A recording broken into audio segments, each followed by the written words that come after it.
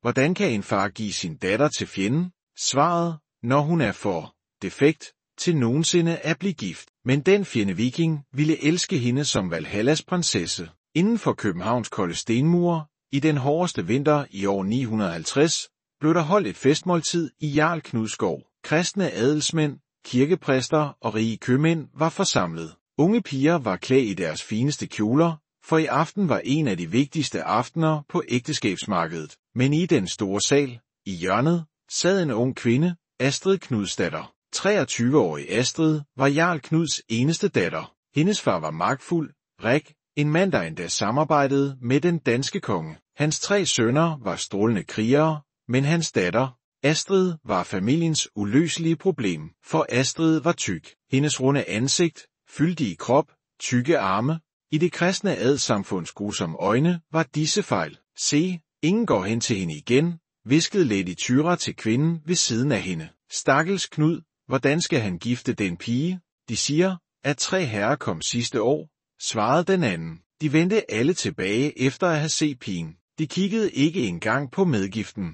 Astrid kunne ikke høre disse samtaler, men hun behøvede ikke at. I 23 år havde hun set de samme blikke, de samme hvisken, de samme medlidende smil. Hun var vant til dem. Eller det troede hun. Hendes far, Jarl Knud, gik nervøst rundt i salen. Han havde 4 børn, 3 sønner, en datter. Sønnerne havde vundet ære i slag og øget familiens magt. Men Astrid, hun var et uhelbredt sår, et uløseligt problem. I aften er sidste chance, mumlede han til sine mænd. Jeg har overtalt den unge lord Erik. Jeg har trætoplevet medgiften. Hvis det ikke virker i aften, men i det øjeblik kom lord Erik, ung, smuk men druknet i gæld, ind i salen. Hans øjne fandt Astrid, og hans ansigt rynkede sig. Jarl Knud prøvede at ignorere det. Han nærmede sig hurtigt og tog fat i den unges arm. Søn, det er tid til at møde min datter. Jeg er sikker. Undskyld mig, herre, sagde lord Erik uden at sænke sin stemme. Men jeg kan ikke engang danse med sådan en. Hvad ville de sige? En ældre kvinde kunne ikke holde latteren tilbage. Hvem ville danse med sådan en bjørn? Da ordene stak i Astrids hjerte, svarede en anden stemme, måske ingen. Men det er jeg ligeglad med. Det var Astrids stemme. Hun rejste sig, holdt hovedet højt og forlod salen. Tårer samlede sig i hendes øjne, men hun tillod dem ikke at falde. Ikke endnu. Da hun kom ud i den snedækkede gård, græd hun endelig. Hun lænede sig mod stenmuren og rystede. 23 år. I 23 år havde hun lidt denne smerte. Hvornår ville det slutte? Men Astrid vidste ikke, at denne aften ikke var slutningen af alt for hende, men begyndelsen. Morgenen kom kold og ubarmhjertig. Jarl Knud ventede på sin datter i den store sal. Udtrykket i hans ansigt var den slags, Astrid kendte alt for godt, iskold vrede. Sæt dig, sagde hendes far og nippede til mjøden i sit hornbæger. Alkohol ved daggry, det var ikke et godt tegn. Astrid satte sig stille nederst hænderne på knæene, hovedet let bøjet. Hun ventede på stormen. I går aftes blev vi til grin, sagde Jarl. Hans stemme var som is. På grund af dig. Hele København taler om Knuds datter, der ikke kan giftes. Undskyld, far, hviskede Astrid. Din undskyldning er ikke nok. Jarl slog bægeret i bordet. Jeg har 4 børn, 3 sønner, alle har beskyttet familiens ære. Men dig, du er en kilde til skam. Ordene brændte i Astrids indre, men hendes ansigt ændrede sig ikke. Hun havde hørt det før. Men nu har jeg en løsning, sagde hendes far med et mærkeligt glimt i øjnene. Astrid løftede hovedet. En løsning? Jarl rejste sig og gik hen til vinduet. Udenfor, på gården, var der et mærkeligt syn væbnede vagter holdt en lænket fange. Manden var ikke en almindelig forbryder. For hans lange hår, hans tatoveringer, var det tydeligt, at han var viking. Sidste måned blev en vikingekriger fanget ved nordkysten, forklarede Jarl. Hans navn er Bjørn i Ronside. Han angreb en kristen landsby og dræbte 3 præster. Astrids hjerte accelererede. Hvordan angår det mig? Hendes far vendte sig mod hende. Der var et ubarmhjertigt smil på hans ansigt. Han skulle henrettes. Men jeg foreslog det kongelige råd. Hvis vi giver denne hedning en kone, kan vi forvise ham i stedet for at dræbe ham. Vi bliver kvidt ham fra Danmark, og samtidig. Nej, hviskede Astrid og forstod sandheden. Nej, du kan ikke gøre det. Jeg kan og vil, sagde Jarl koldt. I morgen vil du gifte denne hedning. Så vil I begge blive bragt til Vikingland og efterladt der. I vil ikke længere være Danmarks problem. Du Du giver mig som en straf. Astrids stemme rystede. Jeg sender dig som en byrde, rettede hendes far. Måske i vikingelandet, hvor der ikke er civilisation, vil ensom der finde en værdi. Astrid sprang op. Jeg er din datter. Hvordan? Ikke længere. Jarls stemme var afgjort og endelig. Fra i morgen er du den hednings ansvar. Gud hjælpe jer begge. Den dag var den sidste dag i Astrids liv. Den sidste dag af hendes gamle liv. Næste morgen fandt Astrid sig selv i en lille kirke. Omkring hende var kun et par vagter, en præst og den mærkelige fange, Bjørn. For første gang så hun ham tæt på. Han var en høj, bredskuldret mand med bronzehud. Hans blonde hår faldt til hans skuldre, og hans arme var tatoveret med norrøne runer. Hans hænder var i lænker, men hans holdning var lige som en konges. Præsten udførte ceremonien af nødvendighed. Mens han reciterede latinske bønner, kredsede kun en tanke i Astrids hoved. Det kan ikke være sandt. Det må være et mareridt. Men det var sandt. Da hun satte ringen på fingeren, kaldte metallens kugle hende tilbage til virkeligheden. Hun var gift med en fremmed, en hedning, en mand hendes familie havde givet hende til som straf. Efter ceremonien var 2 hestevogne klar. En til Astrid og Bjørn, en anden til vagterne, der skulle bringe dem til grænsen. Hendes far kom ikke for at sige farvel. Ikke engang hendes mor, kun hendes gamle barnepige Freja kom. Hendes øjne var tårede. Min lille frøken, hviskede hun og pressede en lille pose i hendes hænder. Dette er dine personlige juveler. Måske en dag vil de være nyttige. Astrid omfavnede hende. Uden at kunne sige et ord, grædende, så steg hun ind i vognen. Bjørn sad over for hende, og iagttog hende tavst. Hans lænker var fjernet nu, men han havde ingen steder at flygte hen. Da vognen begyndte at bevæge sig, kiggede Astrid tilbage for sidste gang. Københavns tårne, hendes families gård, alt hvad hun kendte, alt fjernede sig. Græd ikke, sagde Bjørn. Han talte for første gang. Hans stemme var dyb, tungt accentueret, men han talte dansk. Astrid så på ham. Hvordan kan jeg ikke græde? Mit liv er slut. Bjørns læber bevægede sig. Dit liv begynder lige nu, kristen kvinde. I Norden vil vi overleve eller dø. Begge dele er mere ægte end dine kirkespil. Kirkespil? Astrid blev vred. Hvad ved du om mit liv? Ingenting, sagde Bjørn og kiggede ud af vinduet. Men du ved heller intet om mit, så vi er lige. Astrid kunne ikke svare, for der var en dyb sandhed i disse ord. 3 dage senere nåede de den danske grænse. Ved porten satte en officer Bjørn og Astrid af. Herfra er det ikke vores territorier, sagde officeren. I har en lille båd, lidt proviant, et kort. Gud hjælpe jer. Og sådan blev 2 fremmede efterladt alene ved kysten af det endeløse vikingeland. Astrid så sig omkring. Der var ingen by, ingen landsby, ingen andre mennesker. Kun endeløse fjorde, snedækkede bjerge og den kolde vindshylen. Hvad skal vi gøre nu? Spurgte hun i panik. Bjørn tog bådudstyret på skulderen. Først sejler vi, så finder vi en bugt, så bygger vi et ly. Han så på hende. Du vil lære at overleve, kristen kvinde. Mit navn er Astrid, sagde hun og udfordrede ham. Bjørn smilede oprigtigt for første gang. Astrid, gentog han. Smukt navn. Det betyder stjerne. Okay, jeg vil lære dig at overleve, Astrid, og du vil måske lære mig bedre dansk. Min dansk er dårlig. Og sådan begyndte det. Den fælles rejse for 2 fjender, 2 fremmede, 2 sårede sjæle. Men Astrid vidste endnu ikke, at denne rejse ville lære hende ikke kun at overleve, men virkelig at leve. Hele dagen sejlede de i båden. Astrid rystede af kulde og havde slået sin tynde kappe omkring sig. Bjørn roede. Hans stærke arme blev ikke trætte. Vandet var mørkt og koldt, og bølgerne slog mod bådsidens træ med en lyd, der fik Astrid til at tænke på kirkeklokkerne derhjemme. Men København var ikke længere hjemme. Hun havde intet hjem nu. Er du sulten? Spurgte Bjørn efter flere timer sejlads. Astrid nikkede tavst. Hun havde ikke spist siden i går. Bjørn trak en læderpose frem og gav hende noget tørret kød. Rensdyrkød, forklarede han. Holder længe. Smager ikke godt, men holder dig i live. Astrid bed i det. Det var sejt, saltet, næsten umuligt at tygge. Men han havde ret. Det var mad. Tak, mumlede hun med munden fuld. Bjørn så på hende, og hans læber krummede sig i noget, der næsten lignede et smil. Du lærer hurtigt. Det er godt. I Norden dør de, der ikke lærer. Ordene skulle have skræmt hende, men i stedet følte Astrid en mærkelig følelse af udfordring. Hun ville lære. Hun ville overleve. Bare for at bevise. For hvem? For sin far? For København? Nej, for sig selv. Om aftenen fandt de en lille bugt beskyttet af høje klipper. Bjørn trak båden op på den stenede strand, undersøgte området. Godt sted, sagde han. Klipperne beskytter mod vinden. Skoven giver træ til ild. Fjorden giver fisk. Og bjørne? Spurgte Astrid nervøst. Bjørn lå. Den første rigtige latter hun havde hørt fra ham. Måske, men jeg hedder Bjørn. Hvis en anden bjørn kommer, vil jeg tale med ham. Vi forstår hinanden. Astrid kunne ikke lade være med at smile lidt. Det var den første joke, han havde lavet. Den nat, mens Bjørn byggede et midlertidigt ly af grene og dyrehuder, sad Astrid ved det bål, han havde tændt. Flammerne dansede, og hun stirrede ind i dem og mindedes alle de kaminer i København. Men de var kunstige, kontrollerede. Dette bål var vildt, levende, ligesom alt andet her. Hvorfor gjorde du det? Spurgte hun pludseligt. Bjørn så op fra sit arbejde. Gjorde hvad?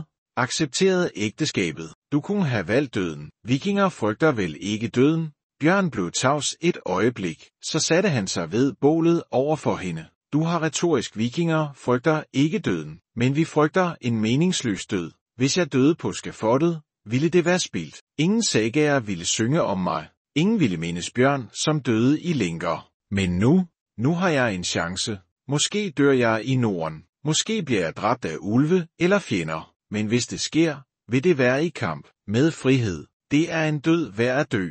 Astrid tænkte over hans ord. I København, sagde hun langsomt, døde jeg hver dag. Små dødsfald, hvert blik, hver hvisken. Måske er det bedre at dø en gang rigtigt, end at dø 1000 gange indefra. Bjørn så på hende med nye øjne. Du har krigerens hjerte, Astrid. Det vidste du bare ikke. Om natten blev det bitterkoldt. Astrid lå under det tynde tæppe Bjørn havde givet hende, men kulden trængte igennem. Hun kunne høre Bjørn puste roligt, ikke langt væk. Hvordan kunne han sove i sådan en kulde? Efter hvad der føltes som timer, hørte hun bevægelse. Du fryser, sagde Bjørns stemme i mørket. Det var ikke et spørgsmål. Jeg er okay, løj Astrid, mens hendes tænder klaprede. Nej, du er ikke. Hun hørte ham bevæge sig nærmere. I Norden deler vi varme. Ellers dør vi. Kom. Han åbnede sin store bjørnepels og inviterede hende indisk. Astrid tøvede. Men kulden var ubarmhjertig, og kroppen gjorde oprør. Hun krøb ind ved siden af ham. Hans krop var varm, overraskende varm. Han lugtede af røg, sved og noget andet, noget vildt og jordnært. Bedre? Spurgte han. Ja, hviskede hun. Tak. De lå i tavshed. Astrid kunne mærke hans hjerteslag mod sin ryg. Langsomt, roligt, stærkt, og for første gang siden hun forlod København, følte hun sig sikker. Den første uge var helvede. Astrid havde aldrig bygget et ly i sit liv. Hun vidste ikke, hvordan man tændte ild, hvordan man fanger fisk, genkender vilde planter, opdager bjørnespor. Hun vidste intet. I København gjorde tjenerne alt. Hendes eneste opgave var at være stille og adlyde. Men i fjordene kunne adlydelse ikke mætte hende. Bjørn var tålmodig, overraskende tålmodig. Han viste hende, hvordan man tænder ild, hvordan man slår stenene sammen for at skabe gnister, hvordan man arrangerer træet, så ilden kan cirkulere. Astrids hænder hævede, brændte, revnede. Hver aften var hendes fingre blødende og smertefulde, men hun klagede ikke, og hun lærte.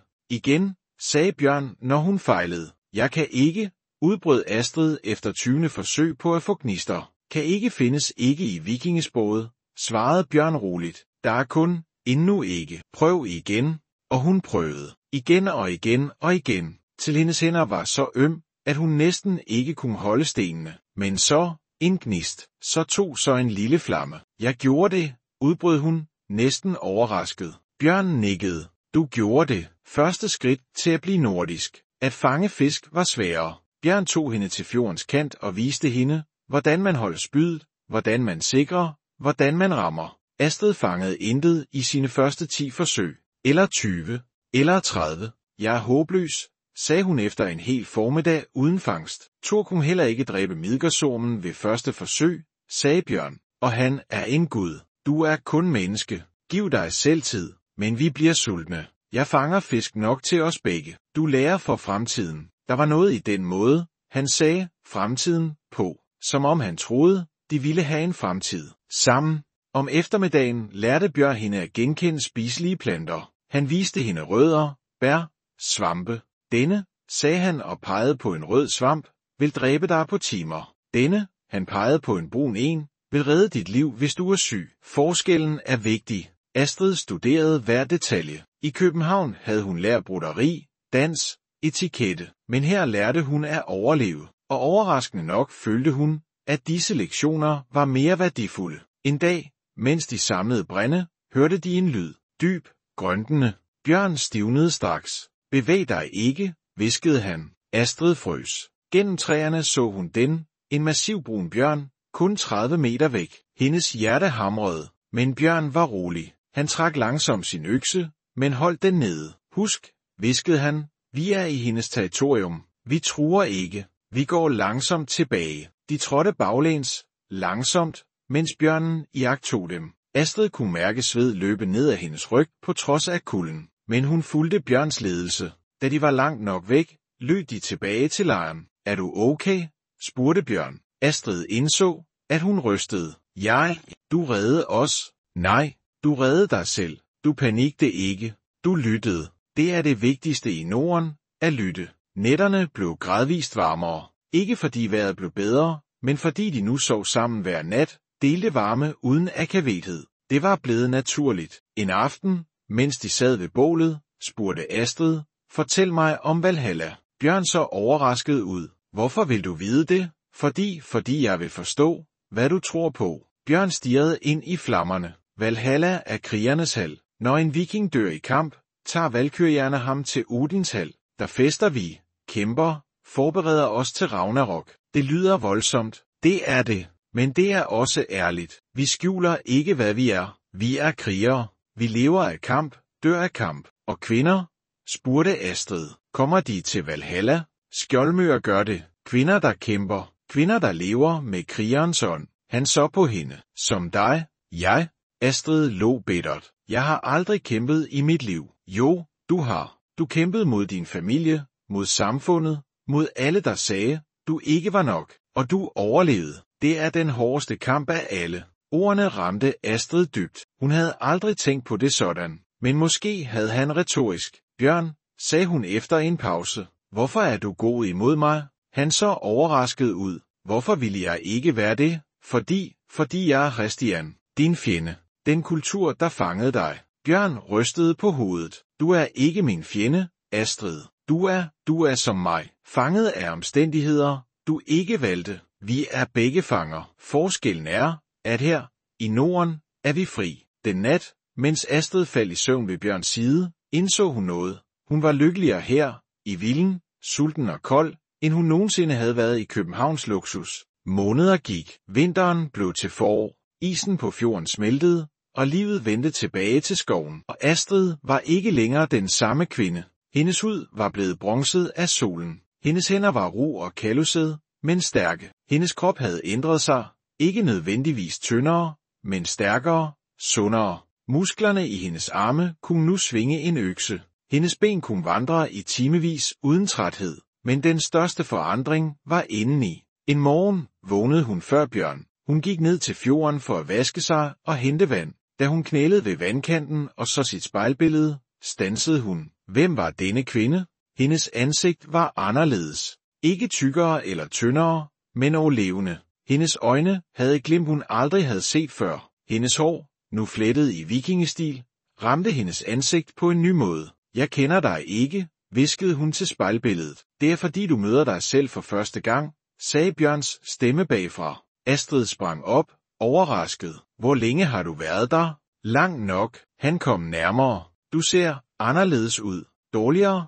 Spurgte hun automatisk. Den gamle usikkerhed dukkede op. Nej, han rørte forsigtigt ved hendes ansigt. Du ser levende ud. I København så du ud som et maleri. Smuk måske, men dødt. Nu ser du ud som en rigtig kvinde. Jeg er stadig tyk, sagde hun, næsten trodsigt. Bjørn rystede på hovedet. Vikingerne har et ordsprog. Frejas skønhed lever ikke kun i ansigtet, men i sjælen. En kvinde er smuk, når hun bærer livet i sine øjne. Og du, Astrid, han smilede, dine øjne brænder som morgensolen. Astrid følte tåreprikke. Ingen havde nogensinde talt til hende sådan. Hvorfor?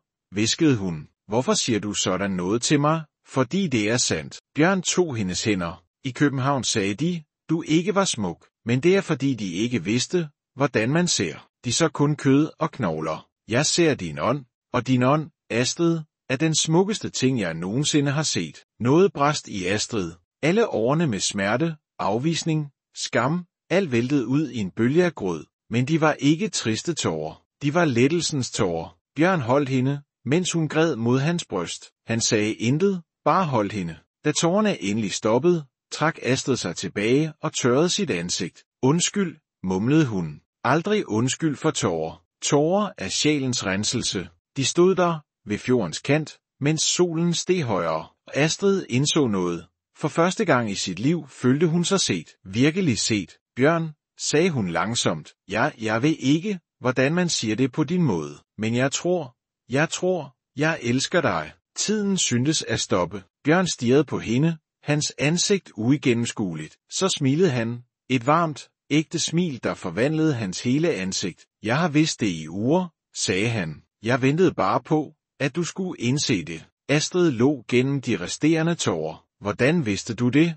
Den måde, du ser på mig om morgenen. Den måde, du laver min yndlingsmad uden at spørge. Den måde, du rører ved min arm, når du passerer. Han trak hende tættere. Små ting. Men små ting fortæller de største sandheder. Han bøjede sig ned, og denne gang, da deres læber mødtes, var det ikke akavet eller usikkert. Det var perfekt, men lykke i Norden kom aldrig uden pris. En dag, mens Astrid fiskede ved fjorden, og Bjørn jagede i skoven, hørte hun lyde. Stemmer. Mange stemmer. Hun gemte sig bag en stor sten og kiggede forsigtigt frem. En gruppe vikinger, mindst 20, marcherede langs kysten. De bar våben og ormer. Deres leder var en stor mand med et ar over hele den ene side af ansigtet. Bjørn Jernside er her et sted, råbte manden. Jarl Ivar kræver hævn. Find ham. Astrids hjerte standsede. De kom efter Bjørn. Hun måtte advare ham. Hun løb gennem skoven. Hendes hjerte hamrede. Hvor var han? Bjørn, råbte hun. Bjørn, han dukkede op mellem træerne. Hans øjne alarmerede. Hvad? Krigere? Mange? De leder efter dig. Bjørns ansigt blev hårdt. Ivars mænd, de ville finde mig før eller siden. Vi skal løbe. Nej, han rystede hovedet. Hvis vi løber, vil de jage os for evigt. Jeg må stå imod. Men du er en mand. De er 20. Jeg er en viking. Han smilede trist. Det er nok. Nej, Astrid greb hans arm. Jeg vil ikke miste dig. Så kæmp ved min side. Astrid stirrede. Ja, jeg kan ikke. Jo, du kan. Jeg har lært dig. Nu er det tid til at bruge det. Han rakte hende et spyd. Er du klar? Astrid så på spydet. Derefter på Bjørn. Derefter tilbage på spydet. Alle hendes år i København. Hun havde været svag. Offer.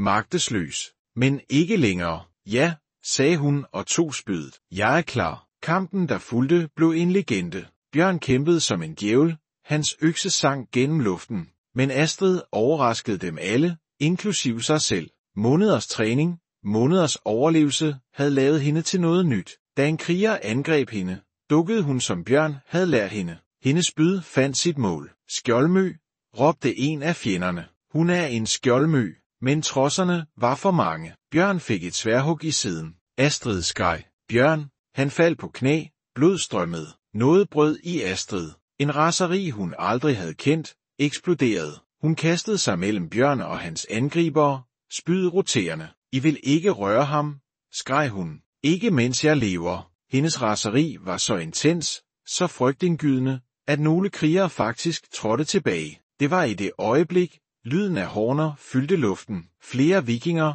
men disse bar forskellige bannere. Bjørn Jernside, råbte deres leder. Vi kommer på vegne af Jarlsten. Du står under hans beskyttelse. Ivars mænd, nu i undertal, trak sig tilbage. Kampen var forbi. Astrid faldt ned ved Bjørn. Hendes hænder rystede, mens hun undersøgte hans sår. Det er ikke dybt, mumlede han. Jeg har haft værre. Vær stille, befalede hun. Tårerne strømmede. Lad mig hjælpe dig. I de følgende uger plejede Astrid ham tilbage til sundhed. Hun brugte hver urt, hver teknik han havde lært hende. En nat, mens han rasede af feber, hviskede hun, forlad mig ikke. Jeg har lige fundet dig. Jeg kan ikke miste dig nu. Hans øjne åbnede sig, fokuseret på hende. Jeg lover, hviskede han, og han holdt det løfte. 5 år senere, Astrid stod ved fjordens kant og så deres 3 børn lege. Den ældste, Leif, havde Bjørns blonde hår. Den anden, Ingrid, havde Astrids brune øjne. Den yngste,